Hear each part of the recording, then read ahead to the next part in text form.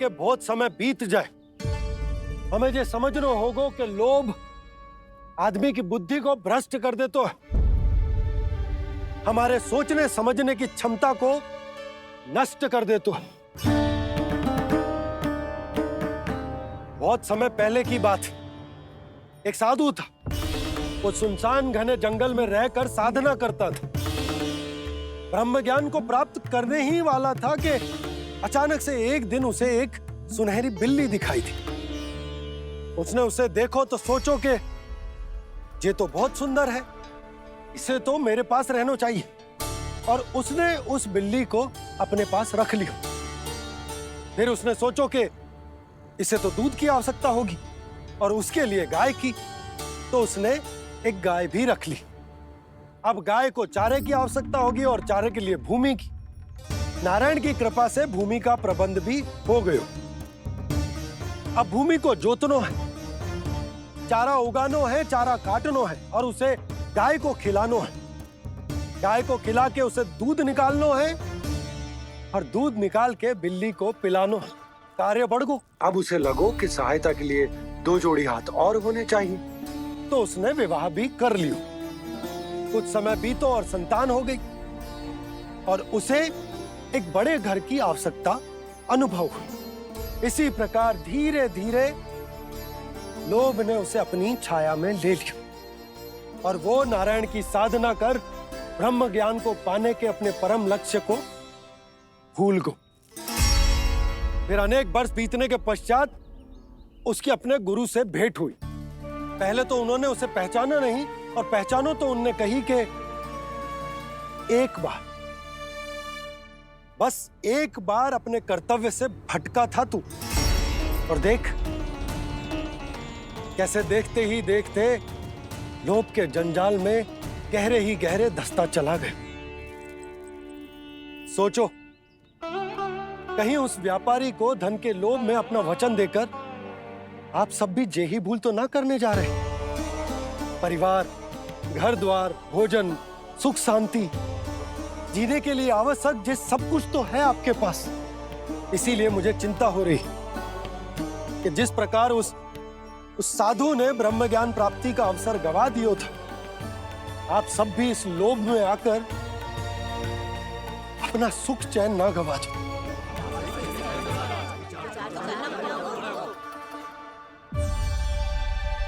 लग तो है बात सबको समझ आ रही है।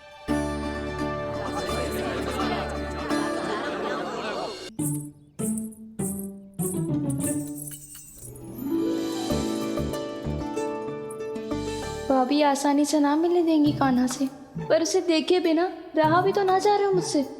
कहाँ है वो? मुझ पे बहुत क्रोध है उन्हें। इतने शीघ्र शांत ना होगा, उन्हें मनाना तो पड़ेगा ताकि मैं नंद भवन में फिर से बिना किसी रोक टोक के आ जा सकूं। पर क्या बोलूं, कैसे मनाऊं उन्हें?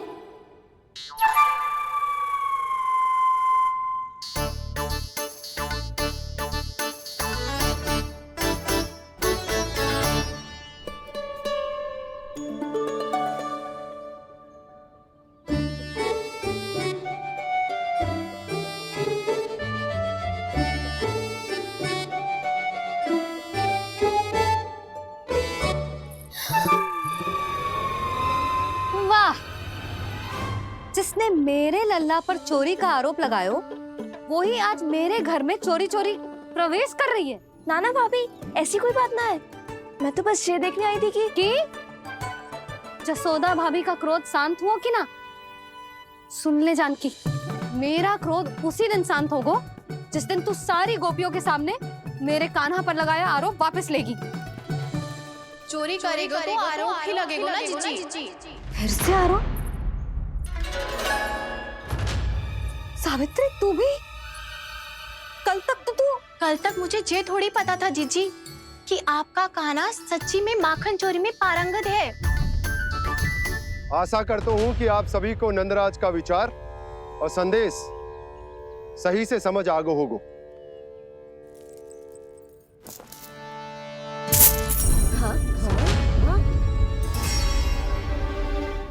सिक्कों की खनक बता रही है कि पोटली कितनी भारी है। एक ही दिन में कितनी उड़न पा गई जे। हमें भी इससे अधिक धन अर्जित करना होगा, तभी तो हम अपने उज्जवल का भविष्य उज्जवल कर पाएंगे। पहली बार कछु बुद्धि की बात की है तूने। नंदराज, हमारे मन में आपका बहुत सम्मान है, पर हम जो करना चाह रहे हैं वो लोभ ना है, वो तो विकास है। हाँ, हाँ नंदराज, हम अपना और अपने संतानों का भला बुरा सोचे बिना कब तक अपना जीवन इस प्रकार जीते रहेंगे? फिर पिछले 4 वर्षों से हमने आपको कर भी तो ना दियो है।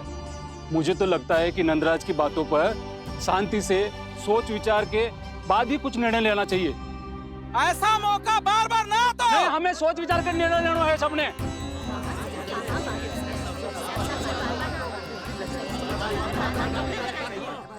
चोरी में पारंगत?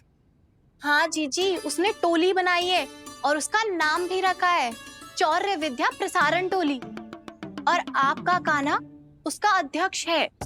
अच्छा, तो कान्हा पूरी टोली लेकर आया था चोरी करने तेरे घर? और नहीं तो क्या। पर एक बात बताऊं जीजी, मेरे बलदर को देखकर किसी का साहस ना हुआ भीतर जाने का, पर आपका कान्हा इतना साहसी है कि बिना भयभीत हुए इतने भयंकर बैल के निकट चले गए। सच्ची? और तेरे रक्षक बैल ने कुछ ना किया उसे? है ना अचरज की बात। क्रोध के स्थान पर वो तो उसके सामने ऐसे झुक गया जैसे कि प्रणाम कर रहा है। और जीजी, आपका कान्हा साहसी ही ना, बहुत चतुर भी है। मैंने मटकियां बहुत ऊपर लटकाई थी, पर बताओ कि बिना चौकी के मटकी को नीचे उतारने का उपाय किसने ढूंढा? किसने? आपके चतुर कान्हा ने। उसने अपने सखाओं को पर्वत बनायो और एक पक्के सेनापति की तरह बिना भयभीत हुए उनके ऊपर चढ़ गयो और मटकियां उतारने लगो, और एक ही ना, तीनों की तीनों मटकियां उतार ली। तीनों? हाँ जीजी, और वो इतना दयालु है कि पहले एक मटकी का माखन सब में बांट दियो, और फिर बची हुई 2 मटकियों में से एक मटकी अपने सखाओं को दे दी, और फिर दूसरी मटकी एक भूखे वानर को दे दी। और फिर जब मैं उसके सामने जाके प्रश्न करने लगी तो उसने मुझे अपने तर्कों के जाल में उलझाया और बड़ी आसानी से सिद्ध कर दिया कि वो तो परोपकार कर रहा था। मैं तो देखती ही रह गई, और शब्द तो ऐसे झड़ते हैं मुंह से जैसे कि फूल। रुक जा सावित्री, पहले तू ये निर्णय ले ले कि तू मेरे लल्ला का गुणगान करने आई है कि उसकी निंदा करने? निंदा करने ही आई हूँ जीजी।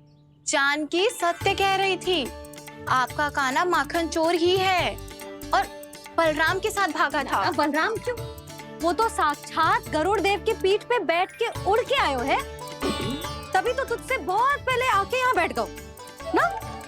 आ देख ले, आ कैसे बैठ के सब पहरा दे रहे हैं कि कोई पंछी अनाज ना चुग ले, और तुम दोनों व्यर्थ में इन सब पर दोष लगा रही हो। कान्हा के निकट जाने का प्रयास भी मत ही करना। पहले मेरे लल्ला पर आरोप लगाती हो, फिर उससे मिलना भी चाहती हो।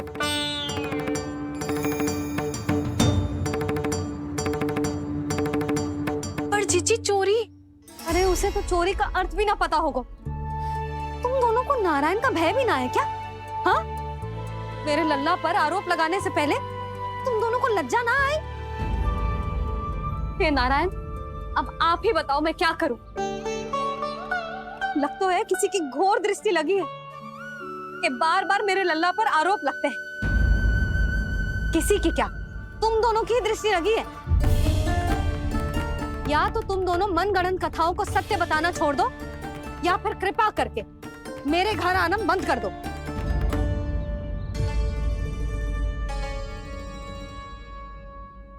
अब दोनों मुंह क्या ताक रही हो? हाँ, जाओ यहाँ से। और तुम दोनों नंद जी की सभा में क्यों ना गई? हाँ?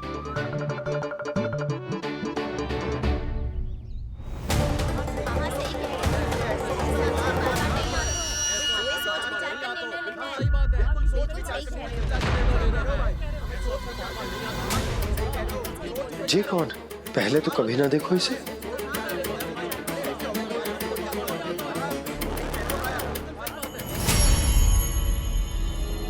कहाँ को? बस करो।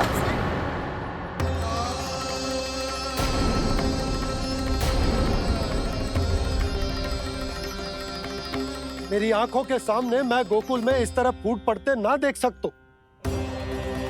राजा हूं मैं, परंतु आज तक मैंने कोई भी निर्णय आप सब पर ना थोपो और ना ही आज थोपूंगा।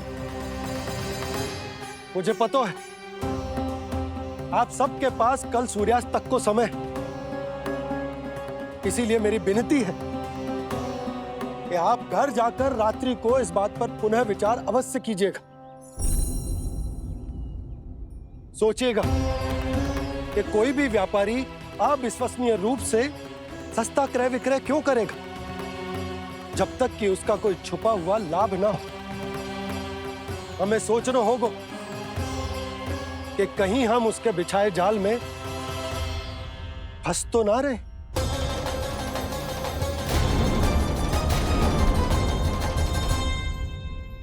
बच गए भैया, जैसे तैसे ही सही, पर समय से पहले पहुंच ही गए हो। सावित्री मौसी कनेक सी बात को इतना बड़ा चढ़ा के बोल रही थी जितना उज्जवल भी ना बोलतो।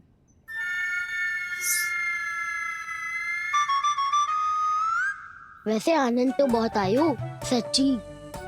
हाँ, बेहतर लगा तो माखन भी तो मिला और परोपकार भी होगा। बता काना, और किसके घर जाना है अब? आज ही तो हमें शिक्षा मिली है, इतनी शीघ्र भूल गए तुम सब। लोग के चक्कर में पड़ोगे तो फंसोगे। लोग के चक्कर में पड़ोगे तो फंसोगे।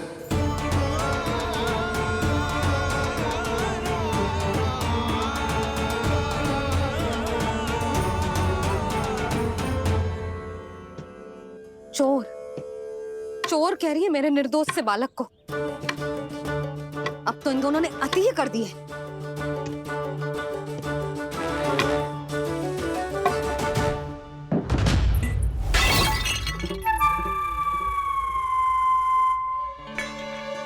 से भी अभी फूटना था। वैसे ही मैं इतनी चिंतित हूं। कैसे समझाऊं इन गांव वालों को?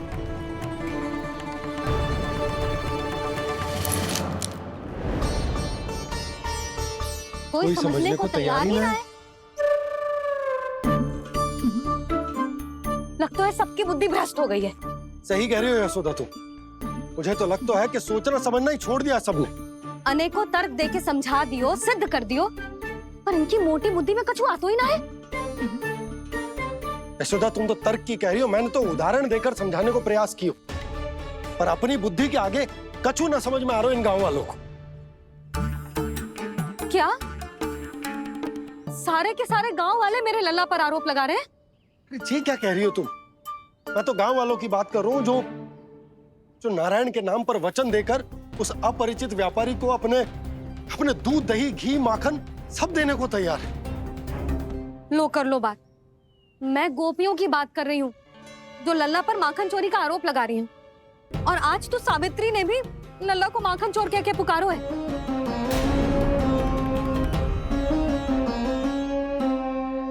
सावधान यशोदा, कहीं बड़ा होकर माखन चोर ना बन जाइए। अच्छा, ये सब आप छोड़ो। स्त्रियों की बात है, मैं संभाल लूंगी। आप ये बताओ सभा में क्या हुआ? गोकुल में फूट पड़ गई यशोदा, लोभ की फूट।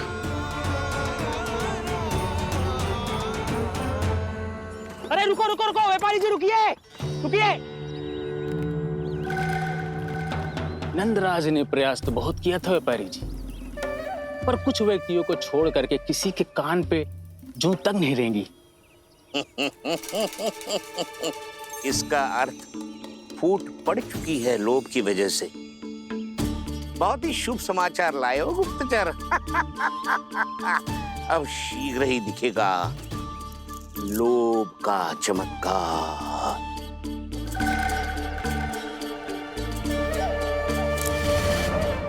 लोभ से बचने को जो पाठ हम कान्हा को पढ़ा रहे थे ना, आज वही पाठ मैं इन गांव वालों को समझाने में असमर्थ रहा। आप चिंता मत ही करो जी, धीरे धीरे सब ठीक हो जाएगा। तब तक बहुत देर हो जाएगी यशोदा। ये गोकुलवासी मेरे अपने, उन्हें अपनी आंखों के सामने मैं भूल करते ना देख सकता। वो सुलक्षणा, वो उस व्यापारी के प्रभाव में आ गया, और शंकरी मौसी और सुमति भी सुलक्षणा के मार्ग पर ही चल रही। कान खोल के सुन ले बहू, आज से घर में दूध पीनो बंद, दही खानो बंद, और माखन तो बिल्कुल न खानो। पर मैया, पर किंतु परंतु कुछ ना सुननो मुझे। सुलक्षणा की जैसे धनवान बननो है कि ना?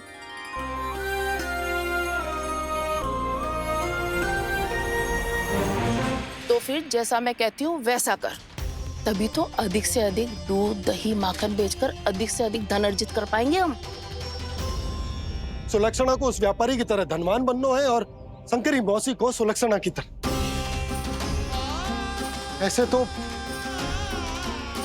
पूरा गांव ही लोभ में पड़कर कल उस व्यापारी के पास पहुंच जाएगा। अब तो फिर स्त्रियों को मुझे अपने ढंग से समझाना पड़ेगा। अब गोकुल वासियों को चाहे कोई भी कितना भी समझा ले, बुझा ले, ज्ञान बांटे, उन्हें केवल एक ही भाषा समझ में आएगी, लोभ की भाषा। लगता है आपके पास बहुत उत्तम योजना है व्यापारी जी। सब झटक लूंगा।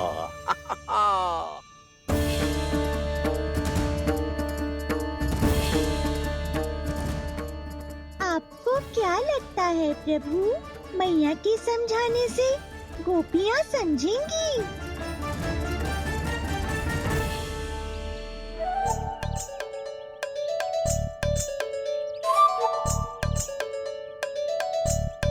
कान्हा, और कितनी प्रतीक्षा करवाएगो?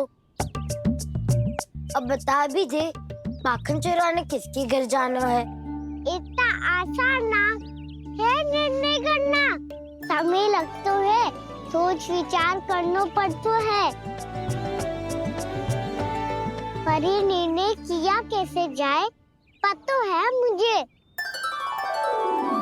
लगता है ये निर्णय करना पड़ेगा कि बचना कैसे।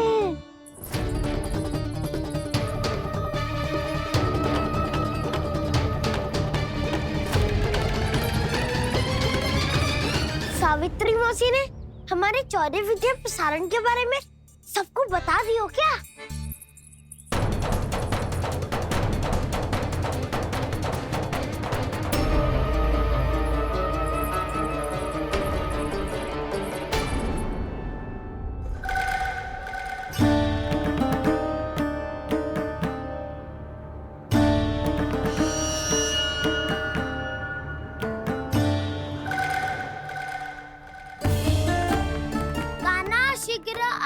छोटी माँ बुला रही है।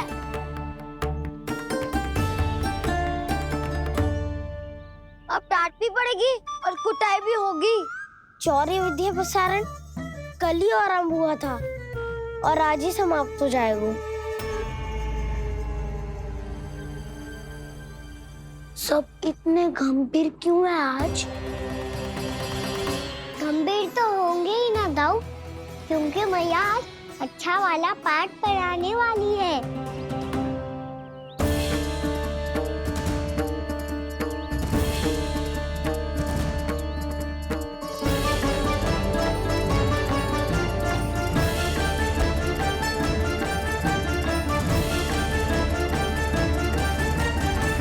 चलो आओ बैठ जाओ। जशोदा जी बता तो दो, सवेरे सवेरे क्यों बुलाया है हम सबको? रुको, इतनी शीघ्रता क्या है? पहले इन बालकों को कुछ खिलाने तो दो। अभी खेलने निकलेंगे ना, पूरी दोपहरी दिखाई ना देंगे।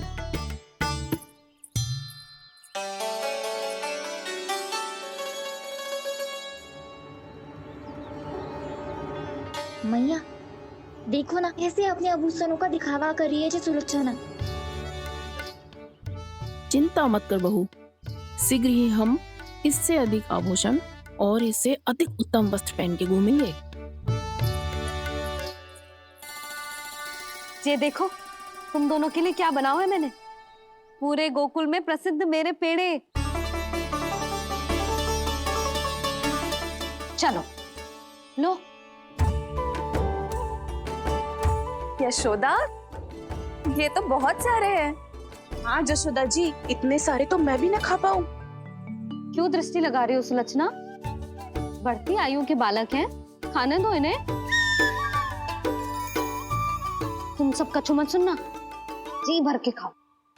देखा ना?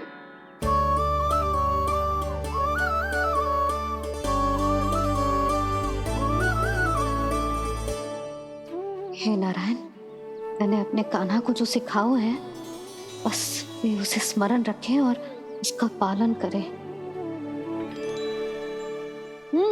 ले और ले ले ले।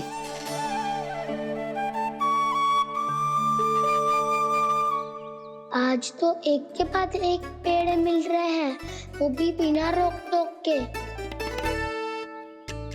मैया 2 के बाद तीसरी मिठाई बड़ी कठिनाई से खाने देती है, पर आज सादा लाड पेड़ों के माध्यम से जिता रही है। कछु तो रहस्य है। प्रभु, क्या आप भी वही सोच रहे हैं जो मैं सोच रही हूँ? कोई परीक्षा तो नहीं ले रही है ये? किस सोच में पड़ गए तुम दोनों?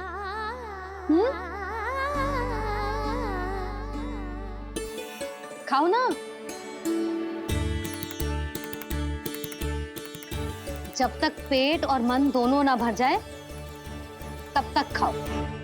बस यशोदा, इतना पर्याप्त है। अरे ना जिज्जी, घर के शुद्ध मावा और गुड़ के बने, कितना भी खा ले कोई हानि ना होगी। लो और लो।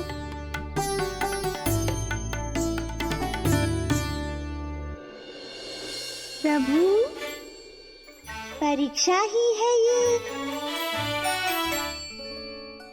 ये तो खाए जा रहा है, कहीं मेरी दी हुई सीख भूल तो ना खाओ, सारा खेल बिगड़ जाएगा। सदैव स्मरण रखियो लल्ला, लोग बहुत भयानक होते हैं, बहुत भयंकर। जो एक बार हमारे मन में प्रवेश करके हमें भीतर से ही जकड़ लेते हैं, इसके कारण हम अधिक से अधिक पाने की इच्छा करने लगते हैं। क्या हुआ कान्हा, रुक क्यों गो?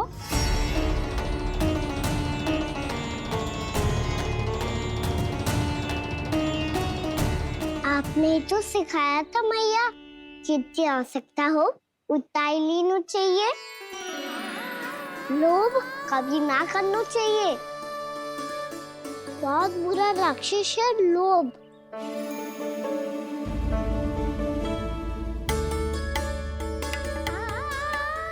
थोड़ा और खाने में कोई बुराई ना है कान्हा, ले ले। ना मैया, लो मैं अधिक खाऊंगा तो फिर पेट पकड़ के बैठना पड़ेगा।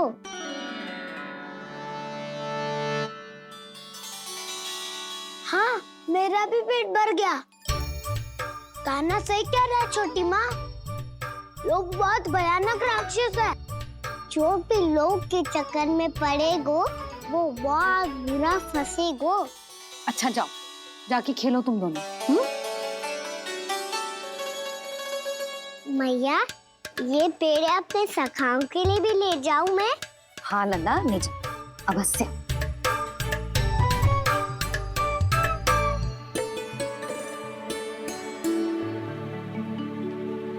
देखो, जो बात इन नन्हे से बालकों को भी समझ में आ रही है, वो तुम सबकी समझ क्यों ना आ रही?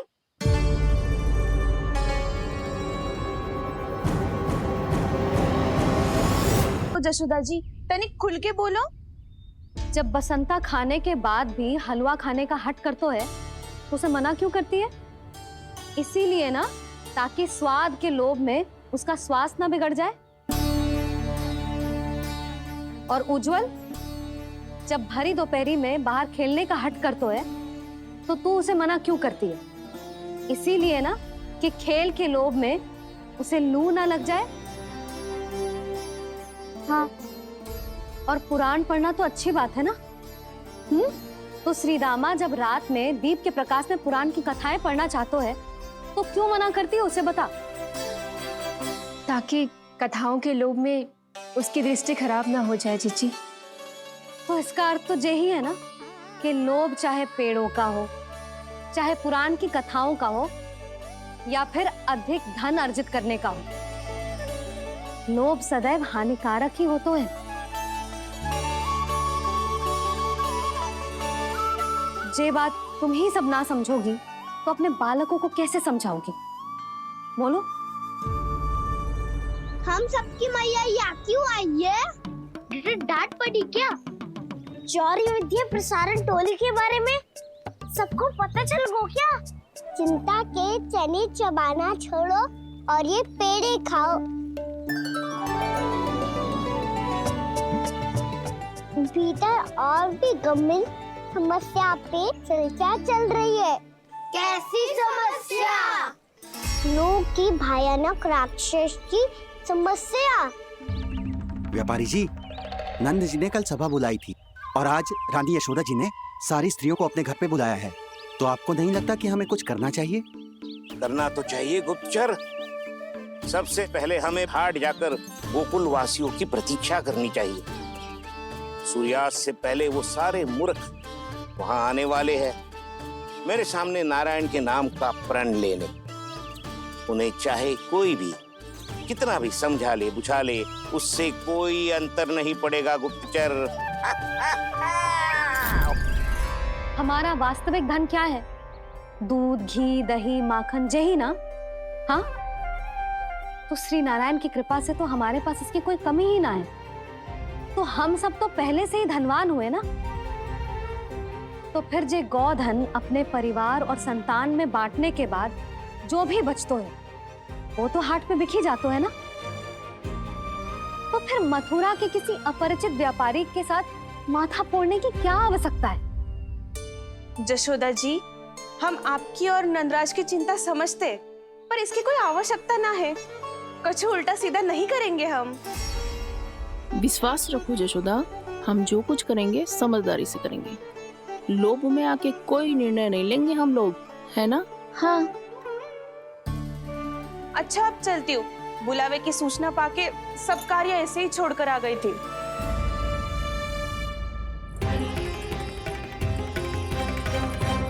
अब किसको घेर लियो? लोभ के भयानक राक्षस ने। ये तो तभी पता चलेगा जब वो सब बाहर आएंगी। तब तो सबको बहुत ध्यान से देखना पड़ेगा।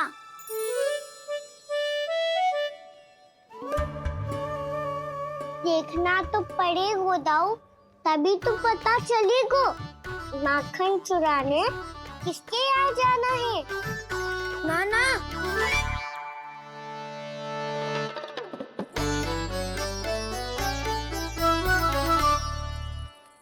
लोग का राक्षस तो उनके पास दिख ना रहे हुआ है।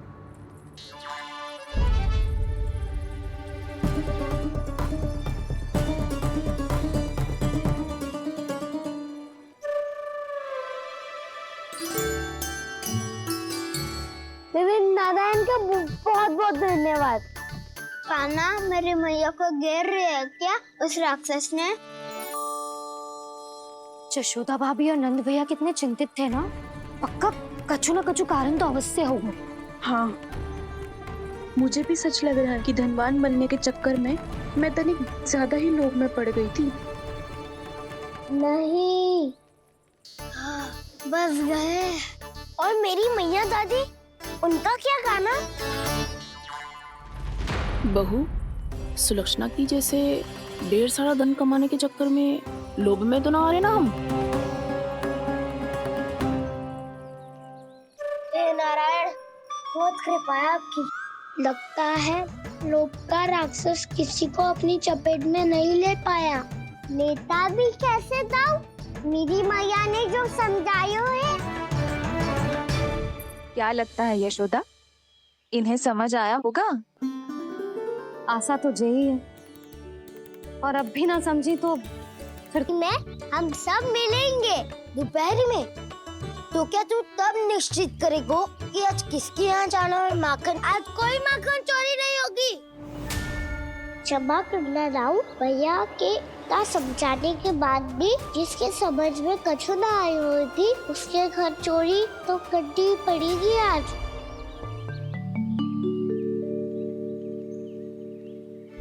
व्यापारी जी, सारी स्त्रियां एक साथ यहीं आ रही हैं।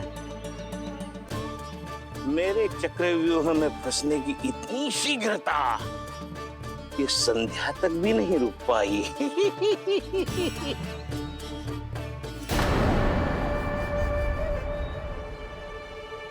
पर ये आपके तरफ ध्यान क्यों नहीं दे रही हैं? लगता है गोकुल की रानी ने इनको पाठ पढ़ा ही दिया। अब आपको ही कुछ करना होगा व्यापारी जी। करूंगा, अपनी चाल सबसे अंत में चलूंगा, किंतु अभी उनके लिए एक घोषणा ही पर्याप्त होगी। तुमने सबको सूचित तो कर दिया है ना कि सबको अग्रिम धनराशि मिलेगी, वो भी दूध, दही, माखन, घी बेचने के बाद नहीं, वो पहले ही मिला करेगी। वो भी केवल एक दिन की नहीं, पूरे सप्ताह की। मैं बिल्कुल सही कह रही थी। जशोदा जी और नंदराज व्यर्थ ही चिंता कर रहे थे। यदि व्यापारी जी के मन में कोई मैल होता तो जी अग्रिम धनराशि थोड़ी ना देते। बात तो तुम सही कह रही हो सुलक्षणा।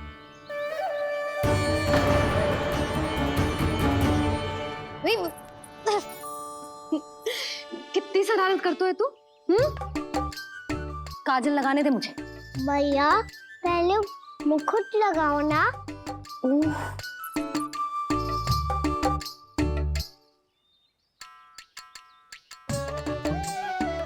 और मेरी मुंडी।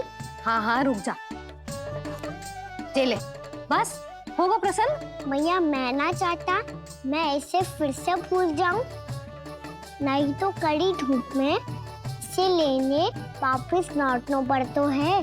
चल अब बैठ जा, अब मुझे काजल लगाने दे लेना। भैया इतना सारा काजल मत लगाओ, छोटा सा बालक लगता हूँ मैं। आहा, नखरे तो देखो, इतना सज धज के तो तेरे बाबा भी ना जाते बाहर, दृष्टि लग जाएगी लल्ला।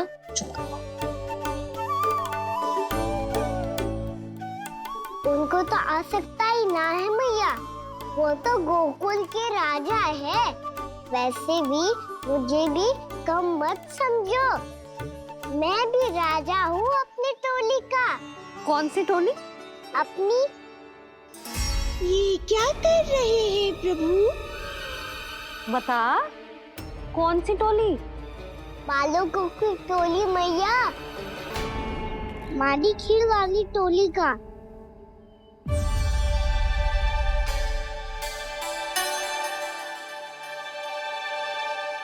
क्या हुआ जी?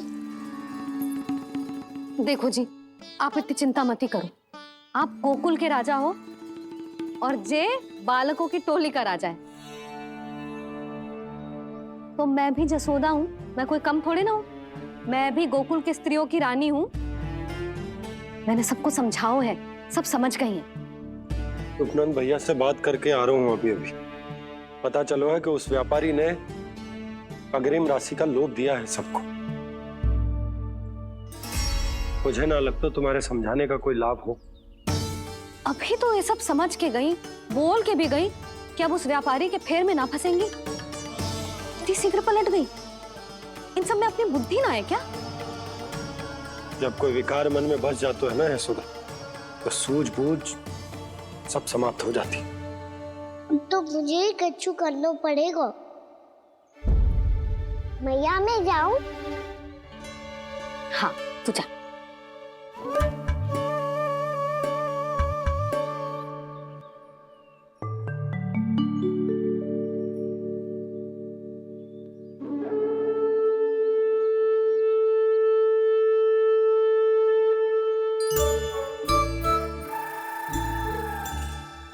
बहुत बड़ी समस्या हो गई है सखाओ।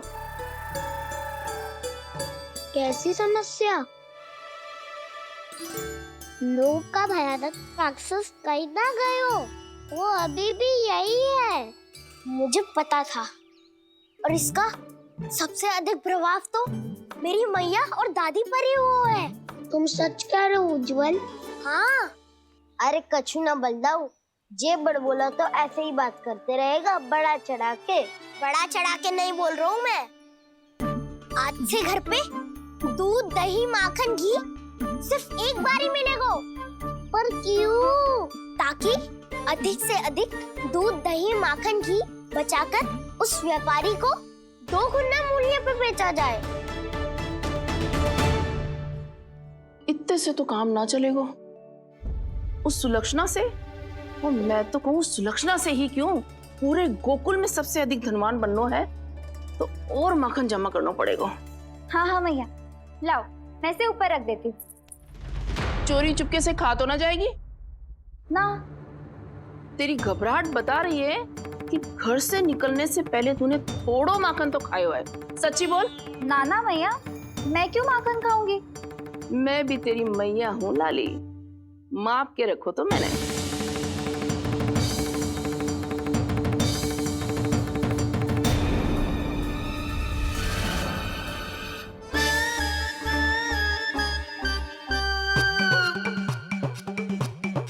हाय रे, तूने तो सच्ची में माखन खायो है। तनिक भी लज्जा ना आई तुझे? असत्य बोलने से पाप लगता है मैया। और जितनी बार आप माखन नाप रही है, उतनी बार डंडी पे लगा माखन आप स्वयं चाट रही है और दोष मुझ पे दे रही है। वो तो बस मैं इसलिए चाट रही थी कहीं व्यर्थ ना जाए। और तेरी जीभ है कि तीखी मिर्ची। एक तो मैया से बहस करती है और चोरी चुपके स्वयं खा के मैया पे दोष भी धरती है। हे नारायण, कैसी बहू दी है मुझे। जा दूर हो जा मेरे कक्ष से। और माखन के तो आसपास भी दिखने की आवश्यकता ना है। इस चटोरी को तो कोई भरोसा ना है। माखन को तो सुरक्षित स्थान पर रखना पड़ेगा।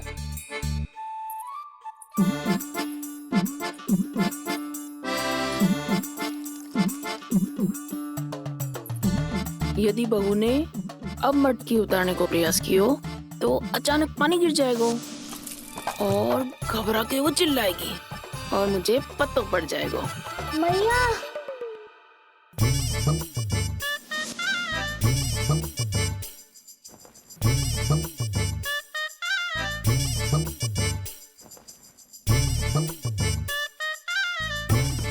ये माखन तो मैं किसी को छूने भी ना दूंगी, तभी तो बनूंगी धनवान, बहुत धनवान। मैया माखन बेचने कहीं अकेली ना निकल जाए। जे तो पता भी ना चलने देगी कि कितना धन मिलो है। इन्हें अकेली धनवान ना बनने दूंगी मैं भी बनूंगी धनवान, बहुत धनवान। पहले तो जब चाहे तब भरपूर माखन खा सकता था, पर अब दोनों तो ऐसे संभाल के रखती हैं कि जैसे माखन की मटकी ना स्वप्न का कलश हो। मेरे यहाँ भी ऐसा ही हो रहा है। नारायण का बहुत बहुत धन्यवाद। नंदजी और जशोदा जी की बातों में आने से पहले ही सत्य का पता चल गया।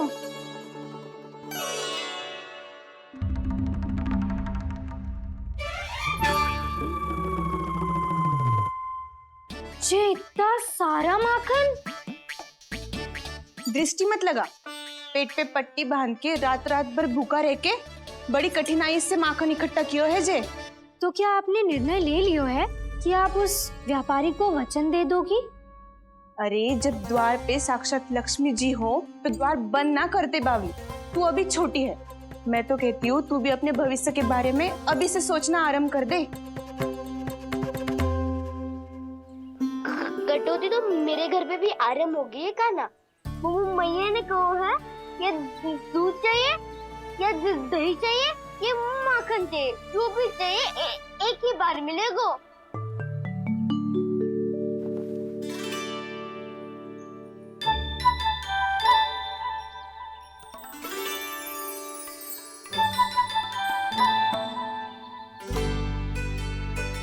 तब हमारी टोली को ही कुछ करना पड़ेगा। तुम सबको तुम्हारा अधिकार मिले, यह हमारा कर्तव्य है।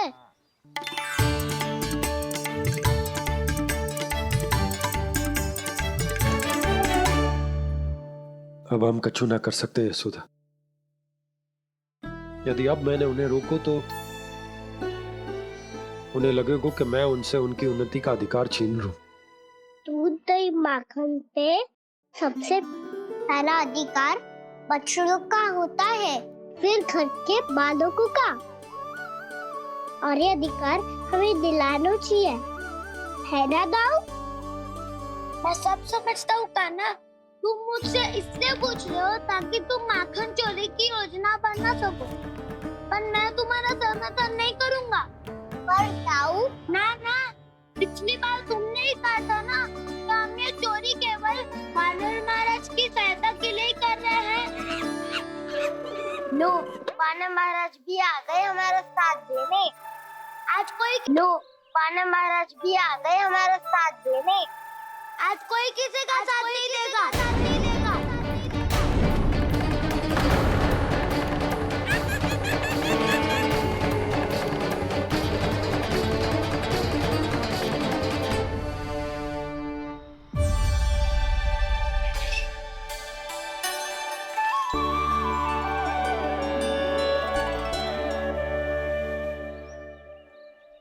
उस दिन इनकी भूख मिटाने में आपने साथ दिया था ना, तो है ये उसी लिए धन्यवाद देने आए हैं।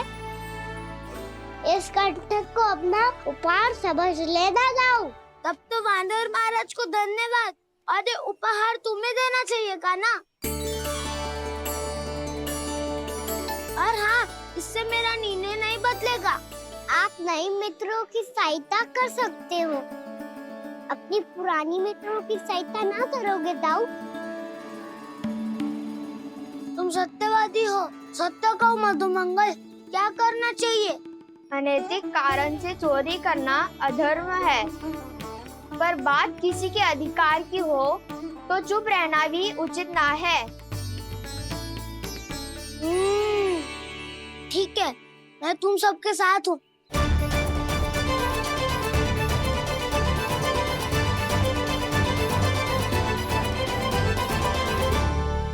देखो जी, इन भोले भाले बालकों को ये भी ना पता कि इनके मैया बाबा कितनी बड़ी भूल करने वाले हैं।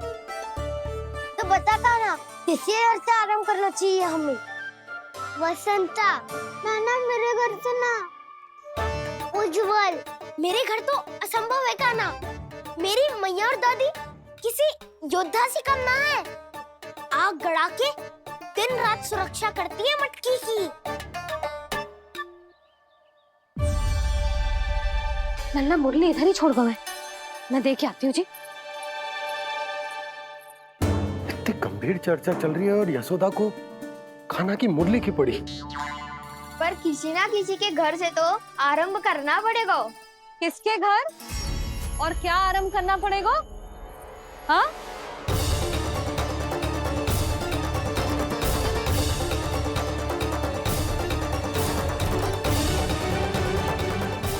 बोल मधुमंगल।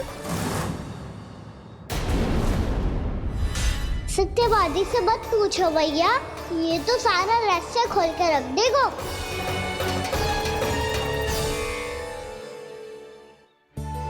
भैया ये देखो कंठ, वानर महाराज जाने कहाँ से ले आए इसे। अच्छा, तो तुम सब घर घर जाके जे पता लगाना चाह रहे थे कि जे किसका है ना?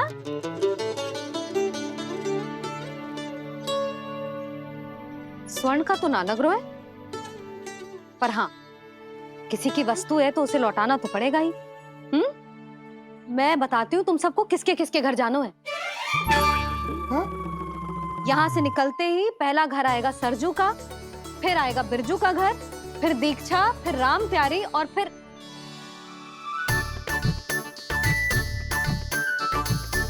अब इतने सारे नाम तुम लोग कैसे स्मरण रखोगे?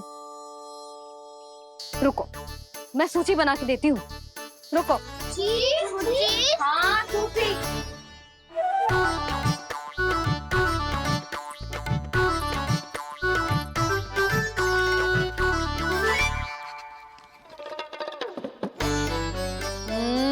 व्यवधान मत ही डालो, किसी का नाम भूल गई तो? जाने अनजाने ताई जी भी शौर्य विद्या प्रसारण टोली की सदस्य बन गई है आज।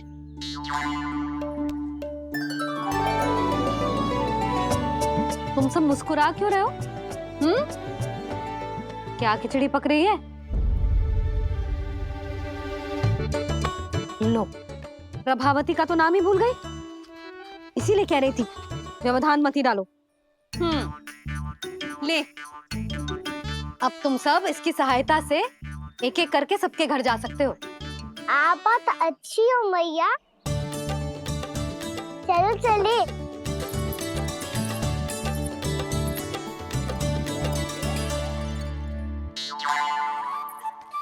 अरे अब आप कहाँ चल दिए? ऐसे हाथ पर हाथ धरे ना बैठ सकते हो यशोदा। उपनंद भैया से चर्चा करने जा रहा हूं, हो सकता है कोई उपाय सूझ जाए।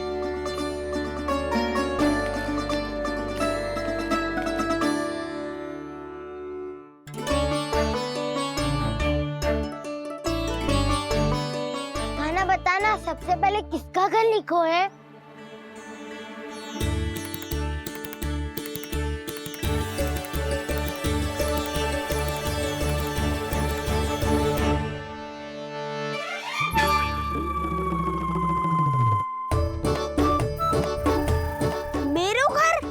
भैया का आदेश से उज्जवल, सूची का पालन तो करना ही पड़ेगा। शीघ्र ही सुलक्षणा की तरह बहुत सारे आभूषण पहनकर घूमूंगी मैं भी।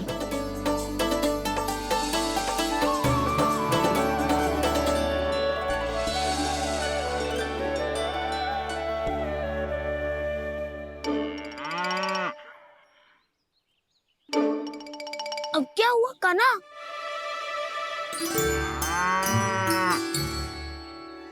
जिनकी आवश्यकता हमसे अधिक है, उन्हें अपना अधिकार भी हमसे पहले मिलना चाहिए।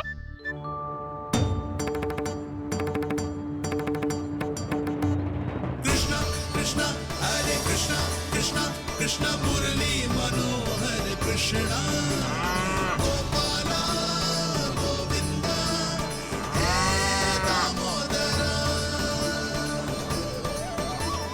कृष्णा कृष्णा हरे कृष्णा कृष्णा कृष्णा मुरली मनोहर कृष्णा।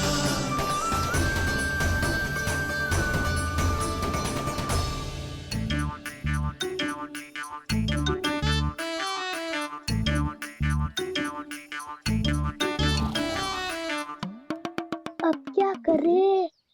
मम्मी कही थी ना, दो पैरी है, चोरी करना असंभव है। किसी को छूने भी ना दूंगी मैं माखन।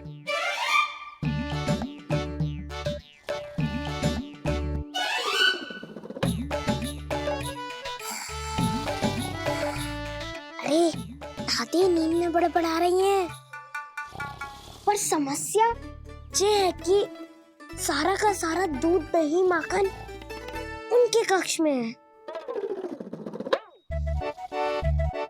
तो फिर सबसे पहले हमें कक्ष में प्रवेश का मार्ग खोजना चाहिए। मैं वही उपाय अपनाऊंगा जो मैं भैया के साथ अपना तो हूँ। इससे पहले कि कोई पूछ जाए, जो भी तुम्हारा उपाय है वो करो।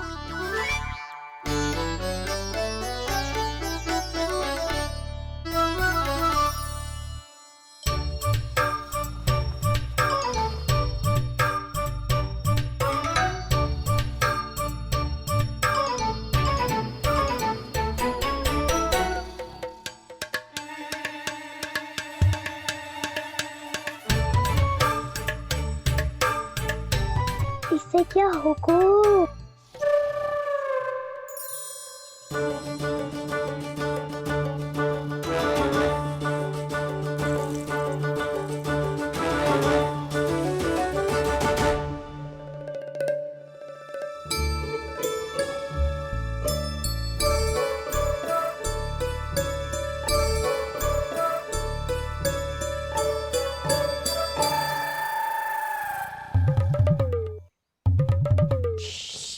आओ।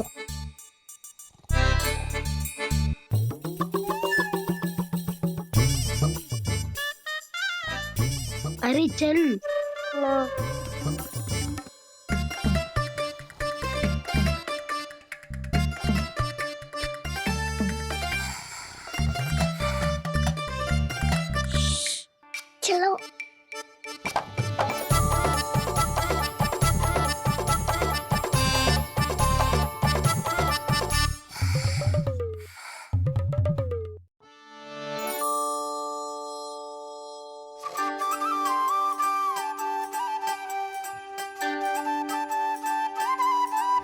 बड़े सौभाग्य उसने है पाए, कान्हा जिस घर से माखन चुराए, सूरी डोली को माखन खिलाए, बड़ा नटखट है नंद किशोर। भोला भाला कान्हा है माखन का चोर, अरे भोला भाला कान्हा है माखन का चोर।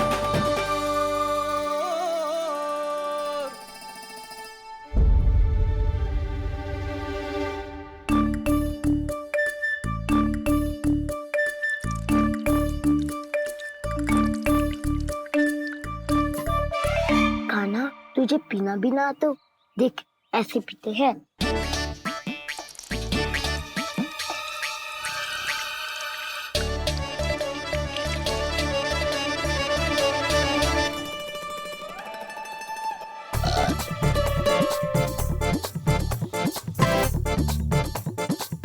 दूध दही माखन सब समाप्त।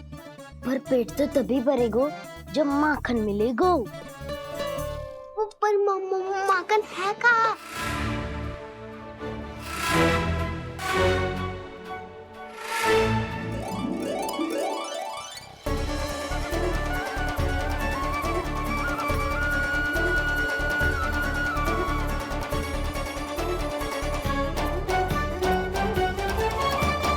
दूध दही खा के जो बलायु है ना, उसका प्रयोग करते हैं और पर्वत बनाते हैं।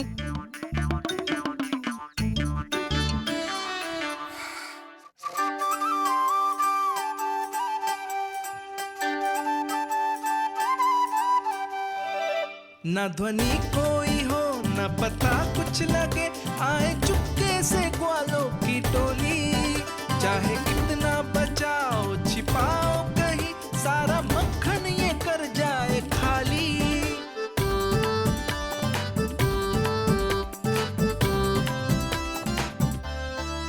मुख से तो लगता है सरल ये बड़ा भीतर से चंचल ये छल से भरा है ये नटखट बड़ा चिकचोर।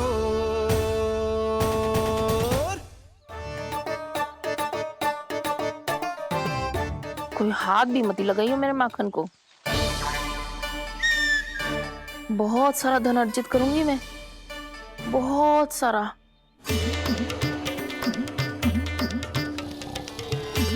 हो गयो कल्याण, मट्टी के ढक्कन में जल भरवा है।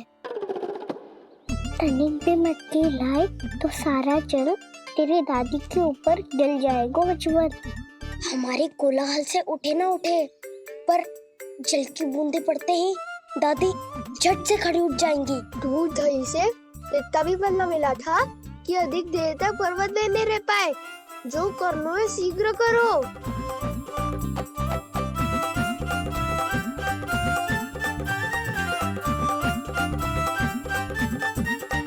वसंता पूजा करते कमल का फूल लिया। उज्जवल की दादी प्रतिदिन चढ़ाती है लक्ष्मी नारायण को। नाना मैं ना दान आएगो तो पकड़े जाएंगे, फिर क्या दशा होगी हमारी? कान्हा, तुझे कैसे पता कि मेरी दादी प्रतिदिन कमल का फूल चढ़ाती है? फिर से फंस गो। ये तो ना बोल सकतो, मैं ही नारायण हूँ, मुझे ही चढ़ाती है ना वो। मैंने बताया आरती करो और पर्वत संभालो। दादी उठ गई तो बहुत बड़ी समस्या हो जाएगी।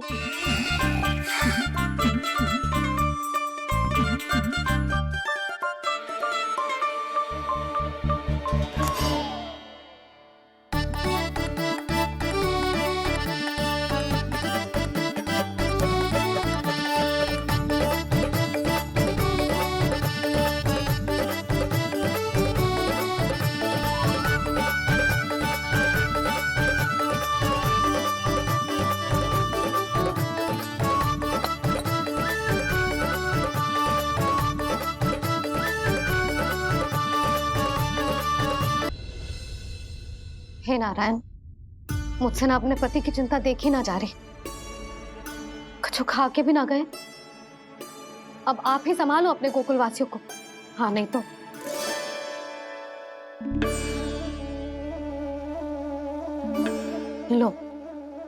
इन सब के चक्कर में तो उसकी मुरली देना ही भूल गई। अब जो इतनी कड़ी धूप में वापस लौटे, इससे अच्छा मैं ही देके आती हूँ। सूची के अनुसार अब तक शंकरी मौसी के यहाँ पहुंचे होंगे सारे के सारे। आज तो प्रभु रंगे हाथों पकड़े जाएंगे।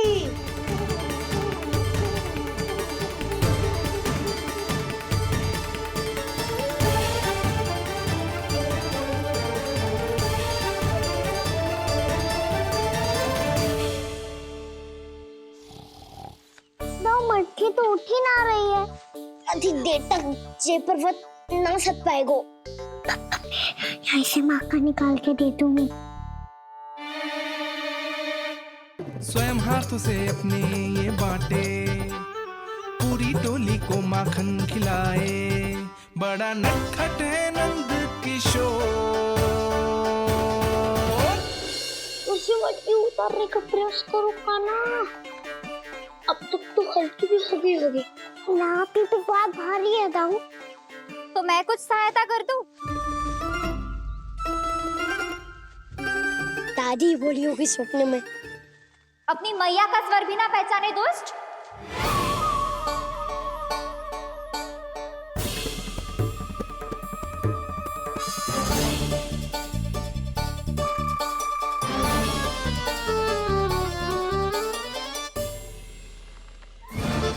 बुरे फंसे।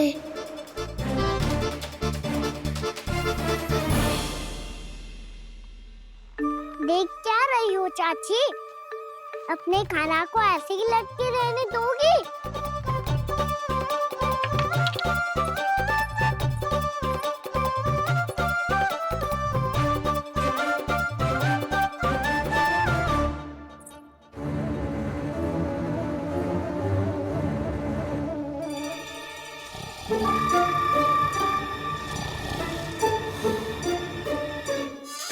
अरे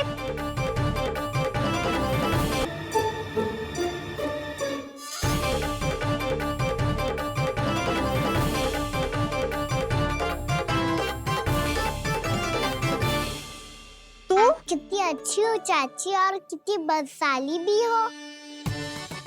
आपने अपने काना को गिरने से बचा ली हो आज। दादी अनुचित कहती है चाची, पूरे गोकुल में आपसे अच्छा कोई है ही ना। अच्छा, और गोकुल ही क्यों? मैं तो कहता हूँ पूरे ब्रज में आपसे। बस पहले माखन चुरायो, अब मुझे माखन लगा रहे हो। पर तू बच ना पाएगो कान्हा। तुझे अभी सीधा जीजी के पास लेके जाऊंगी मैं।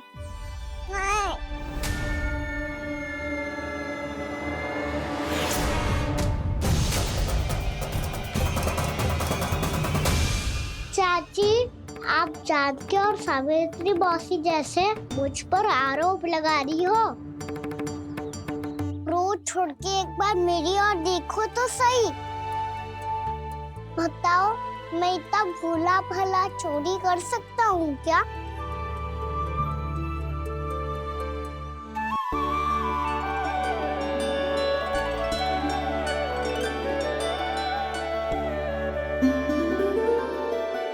मैं तो बस उज्जवल की सहायता कर रहा था चाची।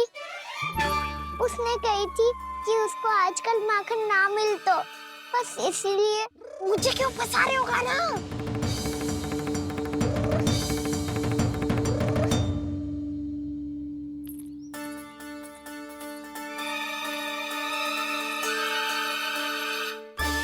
फंसेंगे तो वो देखो।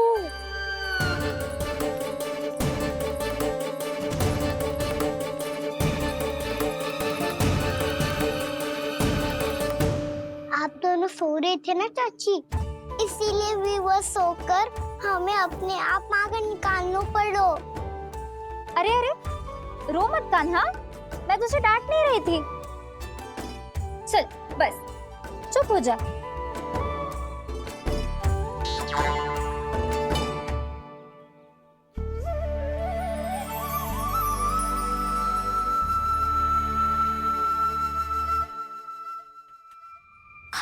कान्हा शीघ्रता कर, छोटी में आ रही है।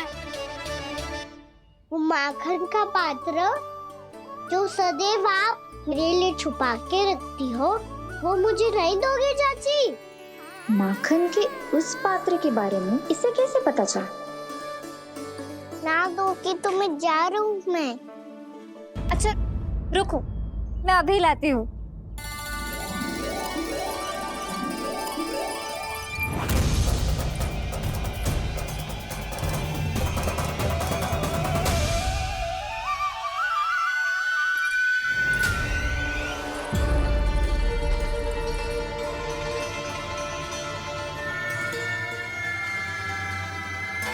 सही कह रहे थे नंदराज, मैंने इतना समझायो इन्हें, इन पर तो कोई प्रभाव ही ना पड़ो।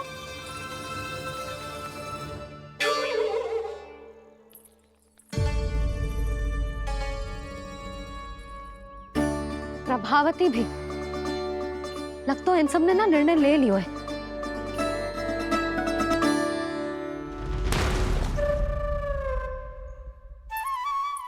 ये ले।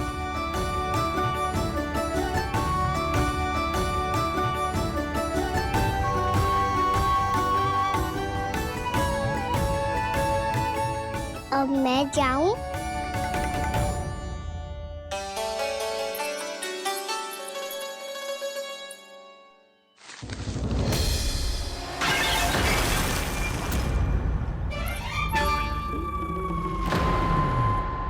चोर चोर, तेरा इतना साहस, मेरी आंखों के सामने तुमने माखन चुराया। कान्हा,